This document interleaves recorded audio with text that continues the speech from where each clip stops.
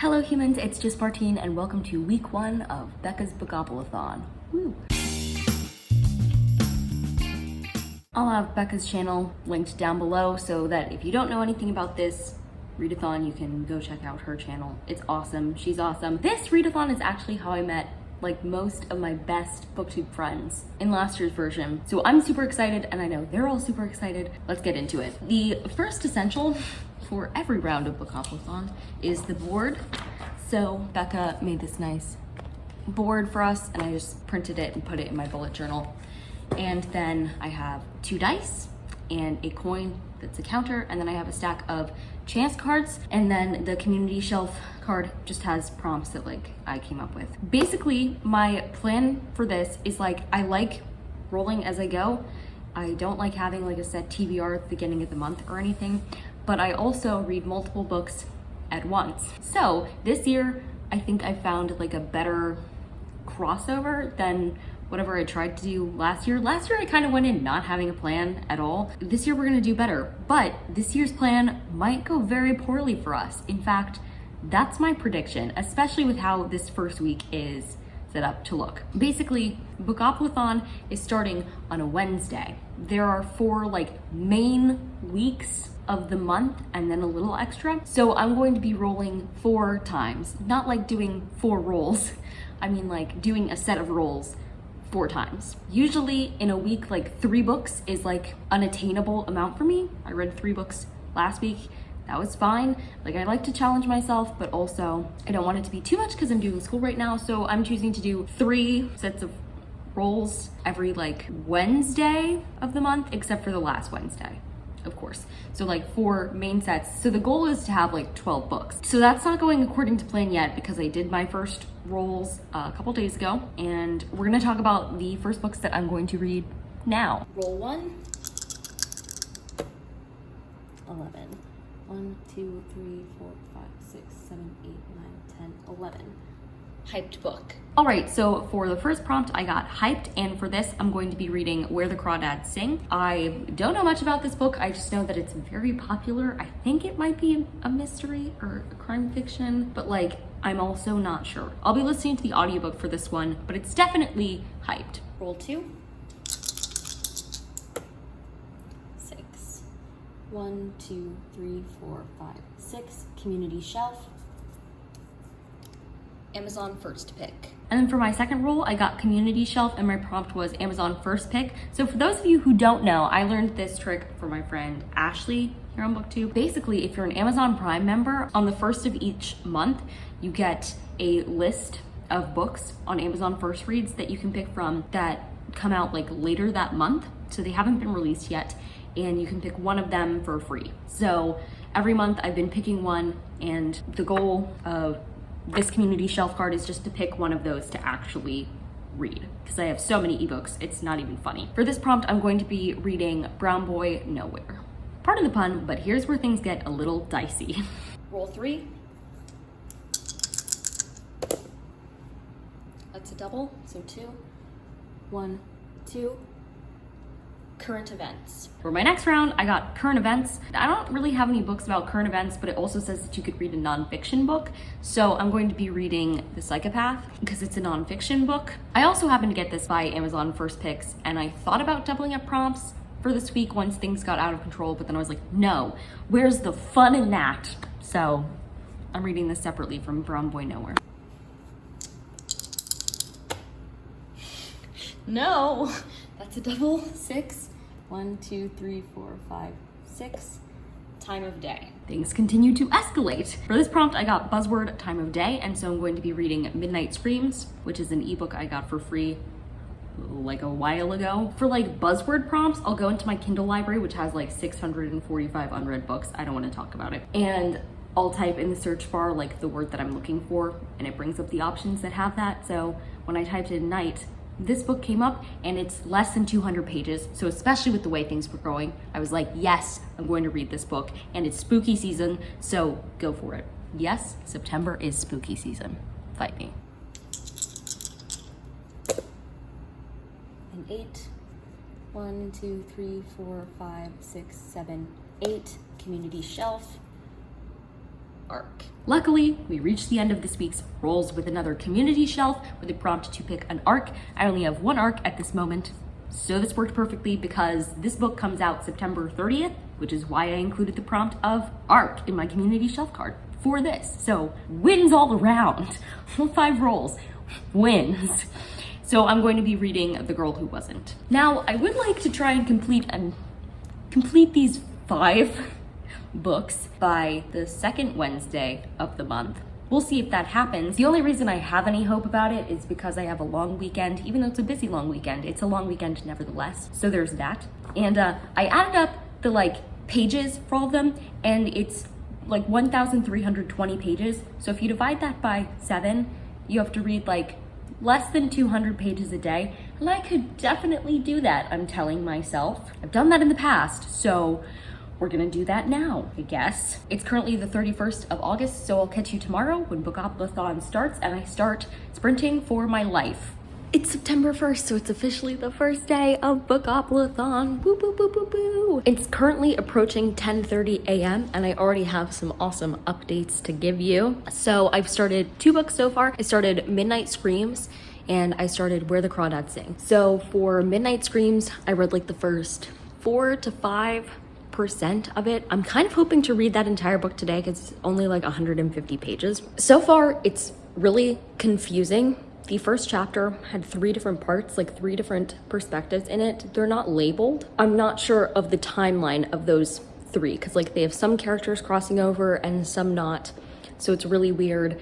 And it largely seems to be centering around this guy named Benton who has a line of communication with death. He'll get these night terrors that show how people are going to die, I think it is.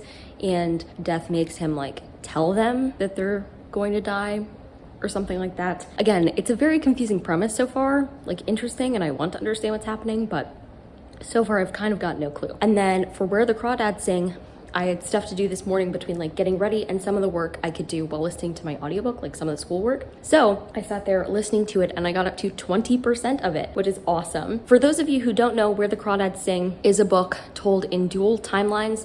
One is about this young girl who lives in the marsh and her family, her siblings and her mom, they all leave her alone with her dad pretty early on in this story, and she has to learn to fend for herself in the marsh.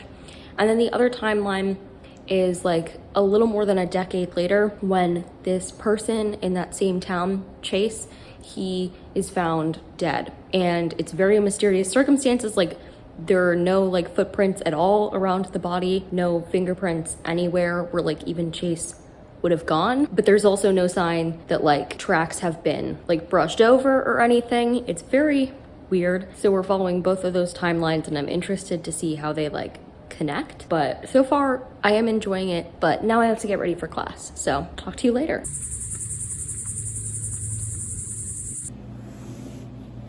It's almost 7 p.m. I just got back from dinner and I had my classes today. While I was waiting for my second class, I did some homework, but then I did some reading. And so I read Midnight Screams and I now have less than an hour to read, which leads me to the next point of order for this evening, which is that I really want to watch some more YouTube, but I also want to stay on track to finish these 5 books this week. So what I'm going to do is I'm going to have myself finish this book and then I can watch YouTube, or I'll do the thing where I switch back and forth. But the point is I will be reading this tonight. It is 7:17 p.m. and I just finished Midnight Screams. I'm going to give this 2.5 out of 5 stars.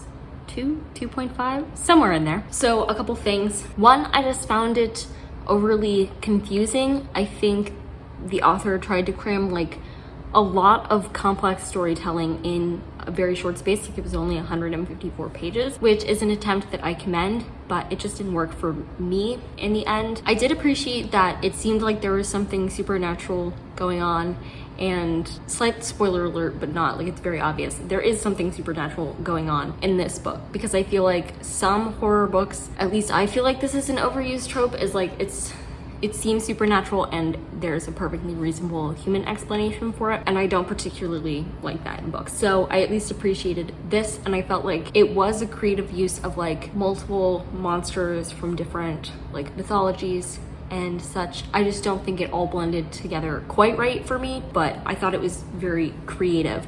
Basically, this is a story about this boy named Benton. He gets these night terrors about how people are going to die, and then he has this like overwhelming urge to tell them, and oftentimes he ends up being present when they die. And so this obviously looks like really suspicious. His family has moved around a lot, and this story starts when he's moving into this smaller town. In the past, he's usually lived in like big cities or bigger towns, but he's living in a small town this time.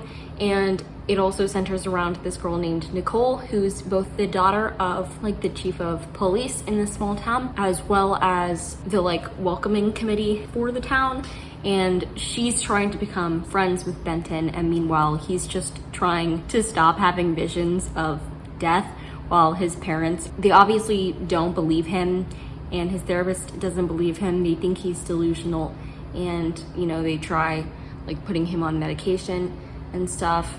And so like everyone's against him. From the start, he's like looked down upon in this town. Like everybody gets a weird vibe from him. Nobody seems to want to be friends with him except Nicole. And so the story is about the two of them figuring things out, with mainly Nicole doing the brunt work and like Benton just stumbling around blindly trying to survive, which makes perfect sense. I felt like the construction overall, the flipping between perspectives was like not done in a way that I understood well, but overall it was like I'm not mad I read it. That's also a whole other discussion. I feel as if a lot of times people are obviously very disappointed when they read a book and they give it a relatively low rating, like a 2.5 stars is like a pretty low rating. Sometimes people are even upset when they give things 3 stars. I don't know if it's because of the way I approach reading books differently, like the fact that I go into almost every book like 99% blind about what to expect from it, or the fact that I read enough books both at once and in general that having some that are like not as great as others is like, it barely registers on my radar. It's pretty rare for a book to like actually upset me with how much I don't like it. It can be constructed in a way that I don't particularly like, and yet I can be like, yeah, I read that, and that's the end of it. And this was definitely that type of story. So yeah, first book down, and that was for the prompt to read buzzword time of day. 1 book of the 5 down, and I'm now at like 27% of Where the Crawdads Sing. And so later tonight when I'm getting ready for bed, I'll probably read more and start my next book or something, but for right now I'm just gonna chill. I almost said happy Tuesday because it's the second day of Bookoplathon, but happy Thursday. It's Thursday morning, almost 10:30, so I'm about to leave for class, but I've gotten like a significant amount of reading done since the last time I talked to you, so I thought I'd fill you in. So basically last night while I was trying to fall asleep, I always read one of my ebooks in bed, like in the dark. It's a great time. I started reading The Psychopath, which is the memoir of this woman who was married to a psychopath. A couple things. One, she goes through the whole psychopathy checklist and talks about his behaviors that fit with that, but it should be noted that he doesn't have like an official diagnosis, right?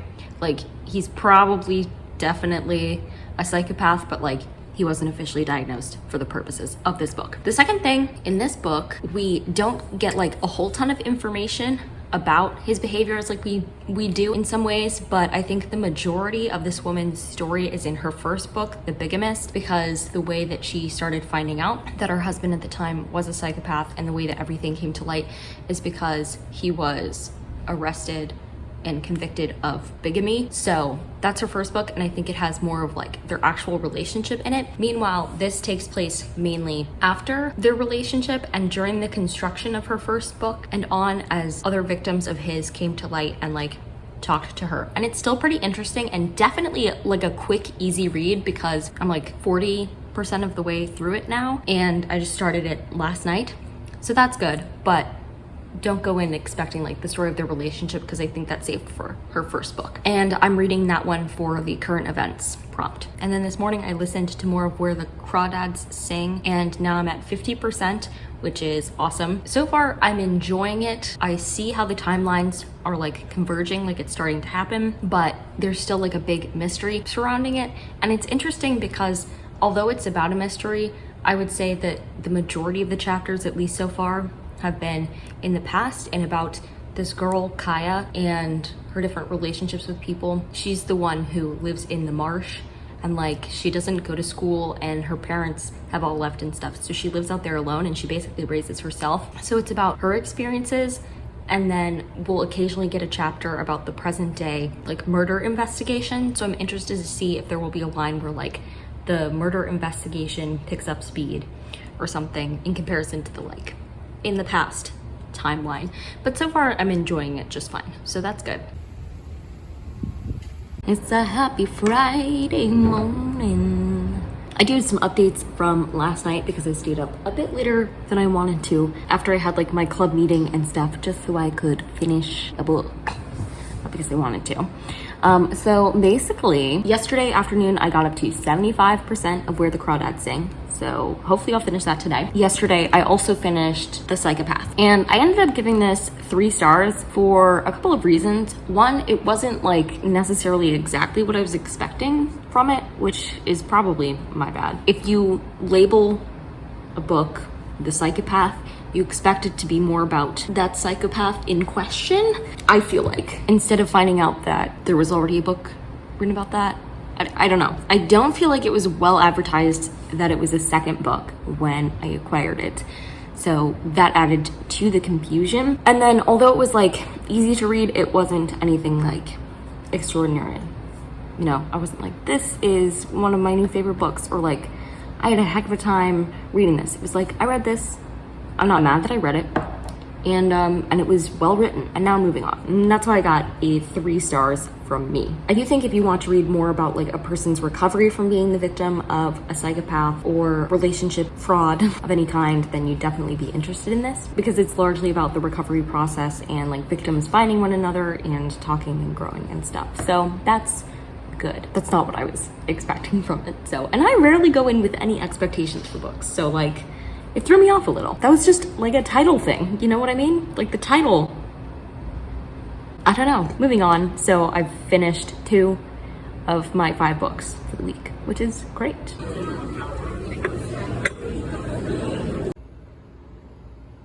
It's almost 4 p.m. and about an hour ago or so, I finished Where the Crawdads Sing, and I gave it 4 stars. I feel like this book was like 1/3 character study, 1/3 love story, 1/3 murder mystery. So it had a lot going on, but also it didn't feel complex at all. Not in a bad way. Like it felt simple enough to follow even with a lot going on, so it was engaging, but like not too much. If that makes any sense. Yeah, I read this for the prompt of a hyped book, and I definitely think it's hyped for a reason. Like it's not my new favorite thing or anything, but it is like a well-constructed story and it's good. It has like To Kill a Mockingbird vibes, but obviously not some of the same thematic elements, but like the southern, muggy, slow summer, has some courtroom scenes, revolves around a mystery type thing, and some unusual characters. I will say that. Characters that are perceived by others as unusual, definitely. So like the way that in To Kill a Mockingbird, Boo Radley was like viewed a certain way, I'd compare that type of like stigma from a small southern town to the stigma that the main character in this book faced. It was definitely good, and I especially think it went well for me. Like I enjoyed the experience because I was listening to the audiobook. So if you're worried about liking it, maybe try the audiobook. Also, the narrator was like very clear, so I could easily listen to it at 3 times the speed. So but I'm also insane, so there's that. But that means I finished my 3rd book for Bookoplathon, which is great, and I just have 2 more prompts to fulfill for the week, and my week is ending on Wednesday. Plus I want to squeeze in the Shelf This Book Club book of the month, which is Hamnet, and this month's read was chosen by Ruby from Ruby Read. I don't know how she pronounces it. I'm excited to dive into that one, but this does mean that I'm not listening to an audiobook right now, so that might need to be remedied in some fashion. Maybe we'll have to do a like midweek audiobook roll. Yeah, I think I'm going to have to do that. If I get doubles, I'm going to cry. No, I'm not. But I might. But like, yeah. Anyway, let's do it. All right, on the last episode of TBR, I landed on this community shelf. So I'm gonna go from here. Oh my God, you're joking. All right, 4. 1, 2, 3, 4. A big no. Okay, I'm crying. I have to do another roll, so.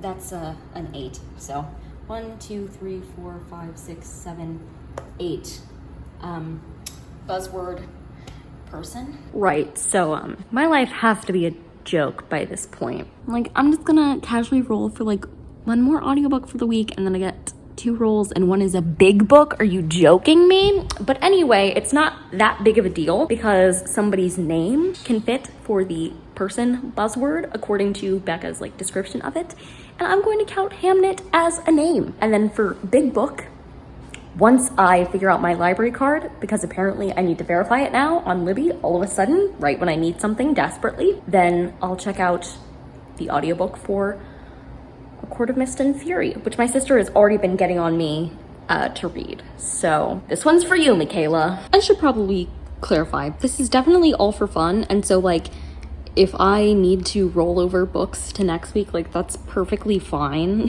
It's just a specific challenge I'm setting for myself. So especially with like A Court of Mist and Fury, I do not care if that rolls over, not in the slightest bit. I just think it's funny that I was like, if I get a double, I will cry, and then happened. Yeah.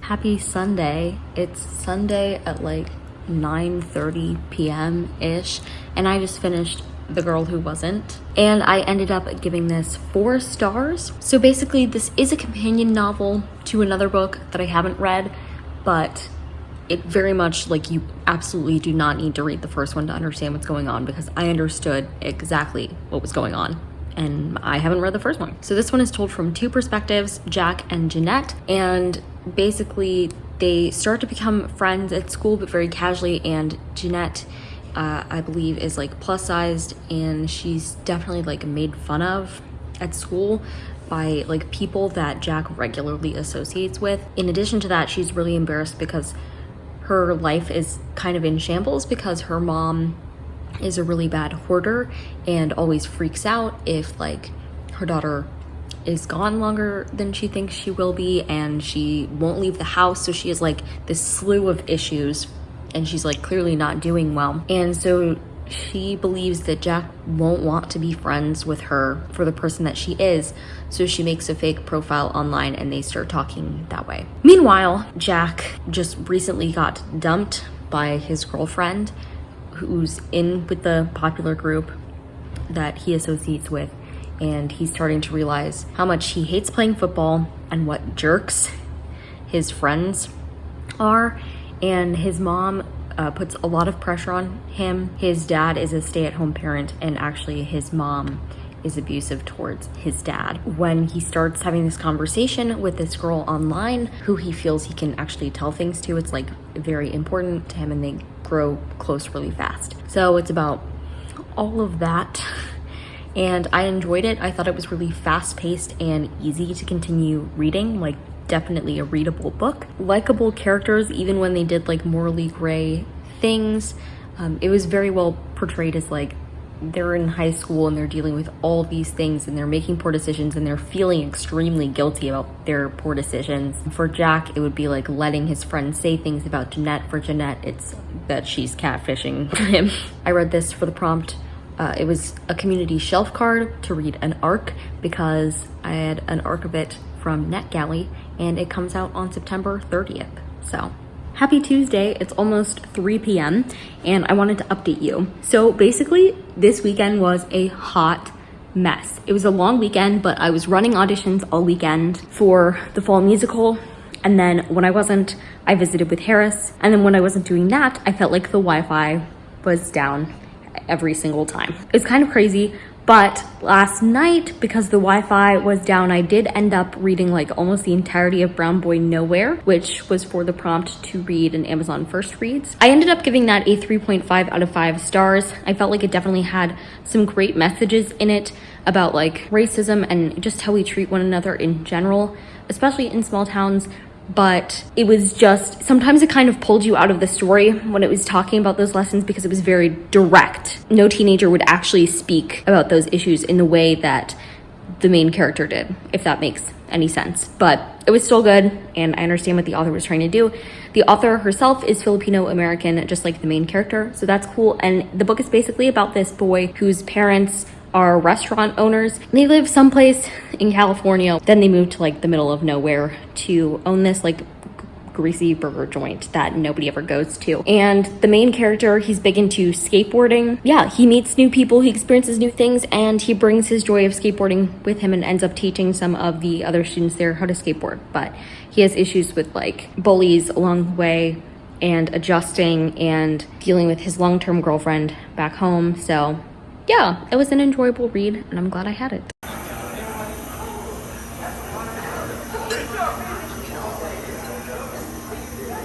Since it's Tuesday night, I'm just going to end this vlog here, and I'll do my roles for the next week in the next vlog, plus carry over Hamnet and Akamath. So if you're interested in my thoughts on those, definitely subscribe and stick around. If you like this video, go ahead and give it a big thumbs up and comment down below. Are you participating in Bookoplathon? If so, what has the board been like to you? And if not, which of these prompts do you like the best? And subscribe for more reading, writing, and college lifestyle content. And until next time, bye humans, bye!